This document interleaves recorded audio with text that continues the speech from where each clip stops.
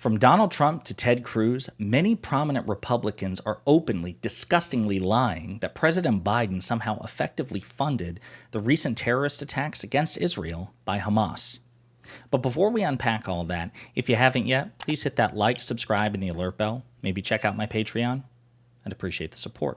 All right, folks, so this is the second video that I've done pertaining to how Republicans are in bad faith and with profound dishonesty trying to weaponize domestic politics surrounding the conflict between Israel and Hamas against President Biden. So this past weekend, on Saturday, the terrorist organization Hamas attacked Israeli cities. They just launched a fusillade of thousands of rockets into these cities, then went into those cities and killed Israeli soldiers and civilians and kidnapped people, okay?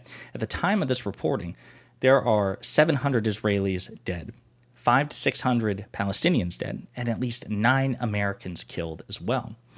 And the conflict's ongoing because Israeli is fighting back. Hamas is almost surely going to fight back as well. So there's no end in sight, at least for the foreseeable future.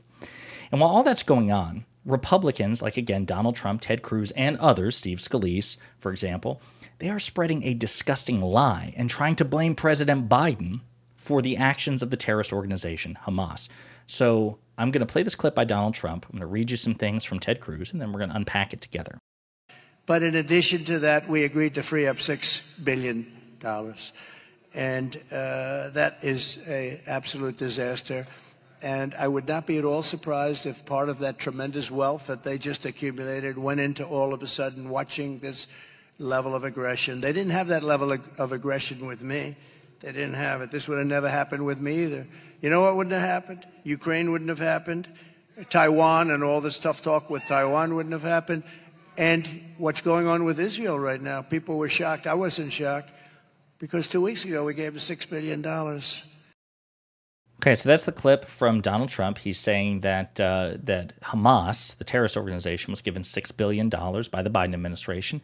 And then you have Ted Cruz, a sitting Republican senator, saying the same thing. Maybe Biden shouldn't have sent billions to the monsters responsible. Then you have Steve Scalise, who is Kevin McCarthy's number 2, one of the guys running for the House speakership. He says the Biden administration must be held accountable for its appeasement of the Hamas terrorists, including handing over billions of dollars to them and their Iranian backers. And that's the key part right there. So what they're trying to do is Hamas, the terrorist organization, has claimed that Iran helped them plan the attacks against Israel. Now, Iran has denied this, and as of this recording anyway, U.S. intelligence and Israeli intelligence can't confirm. They cannot confirm that Iran had anything to do with this, okay? But what are they talking about? Well, a couple of months ago, President Biden arranged for a prisoner exchange. 5 Americans that had been detained by Israel. We gave Iran 5 Iranian prisoners, and we did a swap. And part of the terms of negotiation was there were assets frozen, Iranian assets, not U.S. tax dollars. It was money that had belonged to Iran that we arranged the freezing of so that Iran could not access them. And it's helped contribute to a humanitarian crisis in Iran. And one of the terms of the agreement was, okay, we get our 5 Americans back, and in return, Iran can access $6 billion that were previously frozen. Now, we're going to play a clip here in a minute that, again, refutes the idea that it was somehow just a blank check to Iran, and let alone Hamas. It wasn't taxpayer dollars. The transactions are heavily monitored by the State Department. The funds are being held in Qatar, the Qatari Central Bank. So it's not like we just gave, the Iranian government a suitcase full of cash, right? They are distorting the facts, okay? And again, this assumes that Iran had anything to do with the planning, let alone the funding of the Hamas terrorist attacks, which again, at the time of this recording, we don't know for sure. But this is what Secretary of State Antony Blinken has to say on this. Well, there are 2 things here. First, with regard to the funds that you mentioned that were released were made available to Iran for humanitarian purposes as part of getting Americans back who are being held and detained in Iran. Let's be very clear about this. And it's deeply unfortunate that some are playing politics when so many lives have been lost and Israel remains under attack. The facts are these. No U.S. taxpayer dollars were involved. These were Iranian resources that Iran had accumulated from the sale of its oil that were stuck in a bank in South Korea. They have had from day one, under our law, under our sanctions, the right to use these monies for humanitarian purposes. They were moved from one account to another in another country to facilitate that use. As of now, not a single dollar has been spent from that account. And again, the account is closely regulated by the U.S. Treasury Department, so it can only be used for things like food, medicine, medical equipment. That's what this is about. And by the way, the previous administration set up a very similar mechanism to enable Iran to use its oil proceeds that were blocked in various places or stuck in various places for humanitarian purposes. So people are either misinformed or they're misinforming, and either way it's wrong.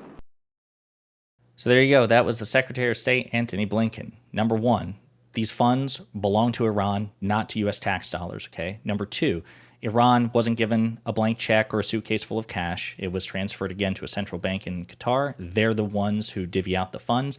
It's done with vetted third-party vendors, so it's not like Iran goes to Qatar and say, hey, give me X amount of money. No. It goes to third-party vendors who use them for exclusively humanitarian purpose, food, medicine, as Secretary of State Blinken says. And furthermore, that none of those funds have been accessed by anybody. The balance is exactly the same as it was 2 weeks ago, 3 weeks ago, 4 weeks ago, okay? So what Donald Trump and Ted Cruz and Steve Scalise and others are doing are flat out lying and trying to blame President Biden for a foreign terrorist attack against a foreign ally. Now, once upon a time, as I mentioned in a previous video, so I'm not going to beat a dead horse, I'm just going to point it out here. Once upon a time, you would have basically been exiled from the United States 10 years ago, 15 years ago, if you dared to criticize a sitting president during a crisis like this, especially if that president were Republican. Can you imagine anybody criticizing, or what the response was when you criticized President Bush in the aftermath of 9/11? Republicans were apoplectic. And then imagine instead, not only did you criticize a Republican president, you actively lied maliciously about what that president did to try to blame them for a foreign crisis. Republicans play by a different set of rules. Criticism or anything like that, trying to play politics, it's completely unacceptable. You're supposed to be completely united. The country is supposed to be completely united behind a Republican sitting president during a domestic foreign crisis. But when a Democrat's in office, all bets are off. It doesn't matter. Not only can you criticize, you can spread malicious, debunkable lies. So again, we don't know. We do not have confirmation that Iran had anything to do with the planning or funding of the Hamas terrorist attacks against Israel. It's possible, but as of this recording, it has not been confirmed. And again, with respect to the money that President Biden unfroze for them, it was their money, unfrozen.